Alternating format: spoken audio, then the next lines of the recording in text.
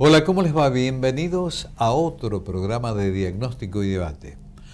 Ustedes saben que nuestra intención, por lo menos, es que ustedes estén enterados o conozcan efectivamente cómo se mueven en los distintos segmentos de nuestro país en aspectos que tienen que ver con la ciencia, con la tecnología. Y entonces cuando existen programas o grupos de gente que hacen cosas, tratamos de mostrarlos para que ustedes tengan conocimiento y de algún modo puedan tener contacto si necesariamente pueden tener esa posibilidad. Está con nosotros Melina Masnata, que es licenciada en tecnología, ¿no? en todo lo que tiene que ver con la computación y con todo el desarrollo de programas, de software, etcétera, etcétera, que es cofundadora y directora ejecutiva de Chicas en Tecnología. Así que vamos a hablar un poco con ella respecto de este tema en particular, de qué significa Chicas en Tecnología, qué buscan, qué objetivos tienen. Gracias por venir en principio.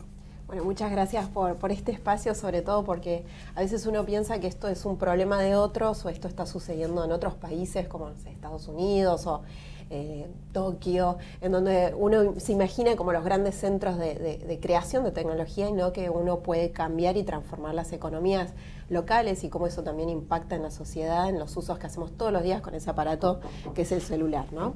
Desde ese punto de vista, nosotros hace 5 años empezamos a pensar y a desarrollar y finalmente en el 2015 nos juntamos e hicimos esta organización sin fines de lucro que es Chicas en Tecnología, donde nos encargamos de cerrar la brecha de género que hay en tecnología, sobre todo motivando, acompañando y formando a esta próxima generación de innovadoras en tecnología con impacto social. Entonces uno se preguntará qué tiene que ver todo esto con nuestras realidades cotidianas, ¿no? Si uno se pone a pensar cada vez que abre un celular y uso una aplicación de celular, como puede ser WhatsApp, por ejemplo, hay estadísticas que dicen que en el mundo nosotros el 89% de las acciones que hacemos con tecnología tienen que ver con el uso de aplicaciones, por ejemplo, ¿no?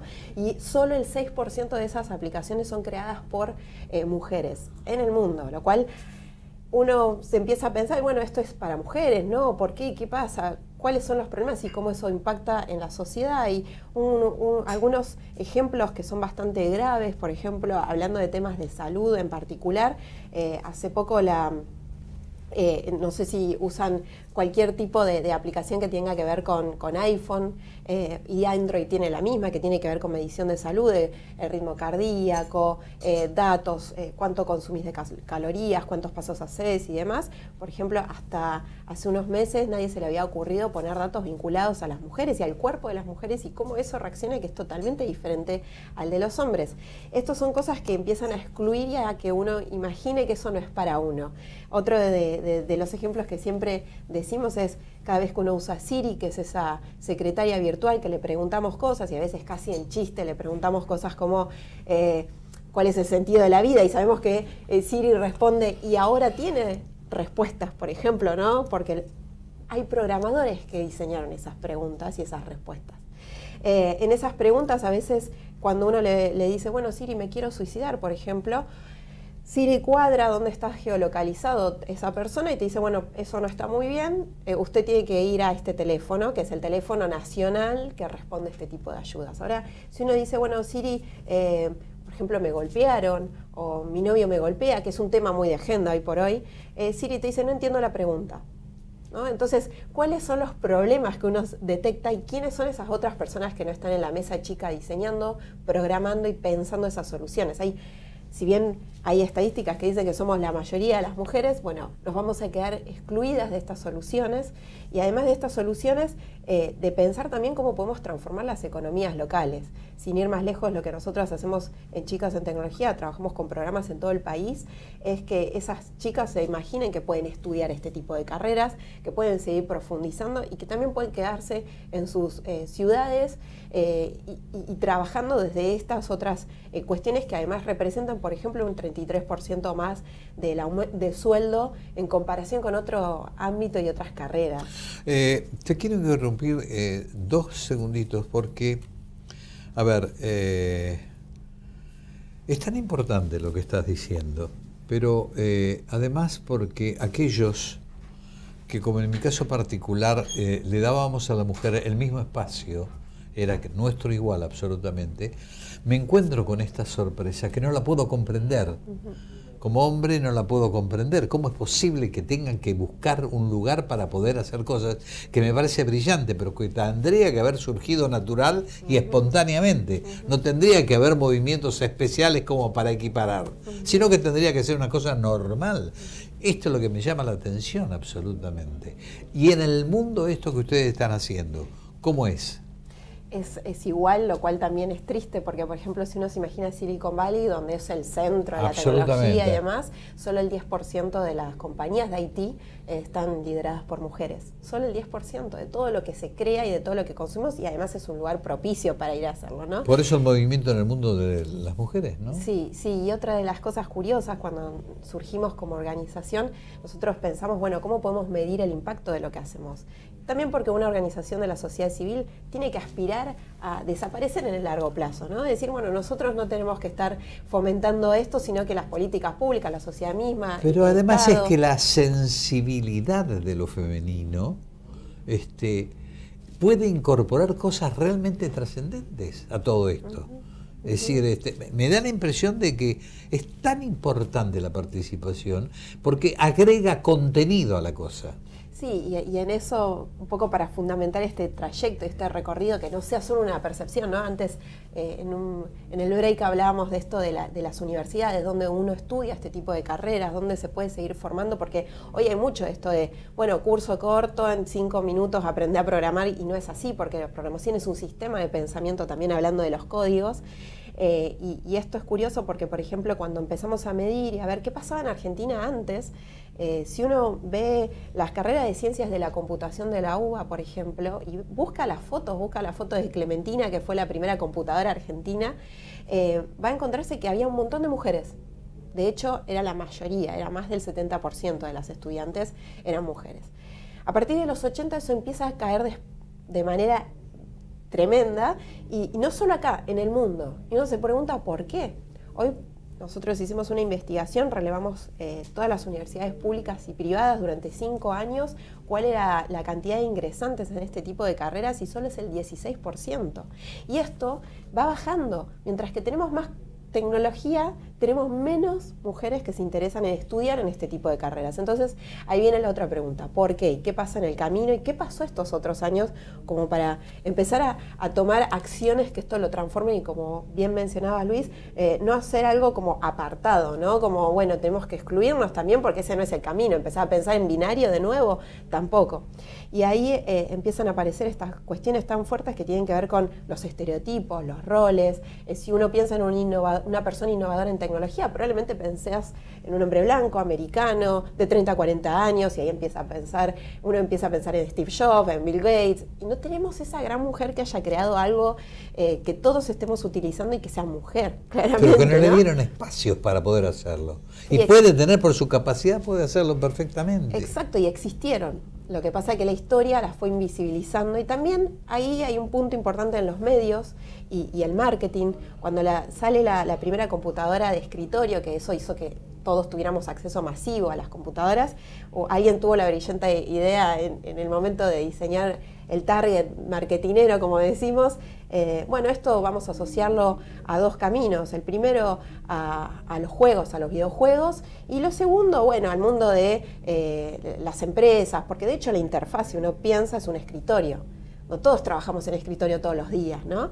Bueno, estas interfaces fueron asociando las marcas, y si uno ve las fotografías de a quién apuntaba, son siempre varones, hombres, jugando, divirtiéndose, pero no hay ninguna mujer. Entonces, eso hizo también que hubo un desgranamiento de este interés, de decir, esto no es para mí, claramente, yo no voy a pensar en esto. Y también la asociación de la programación con algo como oscuro, difícil, complejo, y muy vinculado a la matemática o un sistema de pensamiento que, si bien es cierto que está vinculado a la lógica, no tenés que ser bueno solamente para trabajar en programación. Y esas son otras cosas que nosotros estuvimos investigando el último tiempo. Les preguntamos a las mujeres adolescentes de Argentina, bueno, ¿cuáles son esas variables que uno considera a la hora de elegir una carrera? Y ahí nos decían, uno se imaginará, ¿no? Tener una buena salida laboral, que tus papás estén contentos. Empezamos a pensar un montón de variables. La verdad es que la que sale más de un 73% es ser buena en eso que hago. Y uno dice, ¿qué significa eso, no? Que si uno no practica, si uno no conoce, no tiene la experiencia de por lo menos trabajar en programación o probar qué es programar o qué hay detrás de esa caja negra, la realidad es que nunca vas a pensar que eso es para vos. Y si uno piensa también en el sistema educativo, las oportunidades que uno tiene de experimentar este tipo de carreras y de formación son bastante nulas, y ahí hay una brecha no solo de género, sino de concepción. A ver, mi estimada Melina, ¿cómo se acerca la gente a ti, a ustedes? Es decir, ¿cómo lográs incorporar a estas chicas? Bueno, todos nuestros programas son libres y gratuitos. Actualmente nosotros empezamos en Capital y después empezamos a abrir a Gran Buenos Aires, y hoy estamos en todo el país. Tenemos 615 chicas que están cursando estos programas.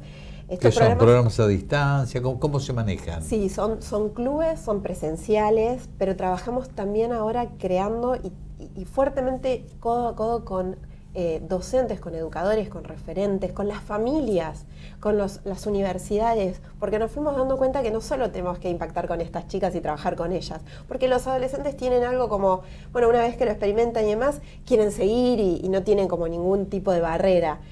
Ahora vuelven a sus escuelas y, por ejemplo, parte de lo que hacen es diseñar aplicaciones que crean y resuelven problemas de su comunidad y de ellas mismas, ¿no? Un ejemplo es que hay varias aplicaciones que trabajan el tema de bullying. Ahora vuelven a la escuela y nos pasaba antes que la directora nos decía, ¿cómo hicieron una aplicación que resuelve el tema de bullying? ¿Cómo van a contar que hay bullying en la escuela, no? Y ahí nos fuimos dando cuenta que cada vez más teníamos que trabajar también con los adultos. Entonces también hay un camino crítico. Estos programas no son solo para nosotros, sino que uno entra a las páginas que tenemos, a nuestras redes sociales, y se encuentra con pequeñas actividades que uno puede hacer en el día a día para acercarse no solo a la tecnología. Y cuando digo esto de la tecnología, a veces estuvo toda esta gran mala prensa también de la brecha generacional, que no es real, no hay nativos digitales. Eso también es un problema, porque cuando uno es joven en realidad tiene menos miedo a equivocarse. No es que tiene más conocimiento sobre tecnología, y esto está comprobado. Lo que ocurre que vos tocaste un tema realmente social muy trascendente, o sea, hay como un cambio fundamentalmente entre una generación y otra. Ahora los chicos prácticamente nacen y te manejan cualquier cosa.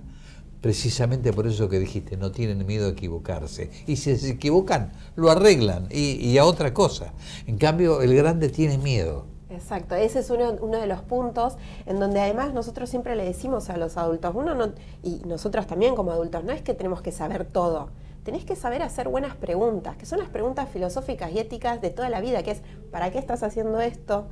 ¿Quién está detrás de esto, no? Como empezar a preguntarse, porque cuando con los adolescentes trabajamos estos temas, ellos empiezan a decir, claro, ¿por qué estoy dando datos todo el tiempo? ¿Por qué estoy sacando fotos todo el tiempo? ¿Y dónde está mi privacidad? ¿Dónde está el mundo público, privado? Bueno, todas estas cosas que nosotros también les enseñamos, en donde tenemos que acompañarlos y desde un lugar que no es el abandono, sino volver, y que no necesitamos saber todo en precisión, sino, de nuevo, tener el rol adulto. Melina, lo último, ya tenés una cámara, decirles dónde pueden contactarse con ustedes como para que puedan incorporarse. Bueno, es todo lo que es chicasentecnologías.com.ar, y estamos en las redes, que es @chicasentec. Todos nuestros programas son libres y gratuitos, y pueden encontrarse con actividades muy sencillas hasta implementación de programas, y sin información que uno no tiene sobre Argentina y sobre todos estos datos. Desde el lugar que estés, en donde estés, puedes ayudar a esta próxima generación de innovadoras en tecnología con impacto social. Muchas gracias por venir. Muchas gracias por la invitación. No se vayan, que tenemos otro tema importante para compartir con ustedes. Y vivan las mujeres.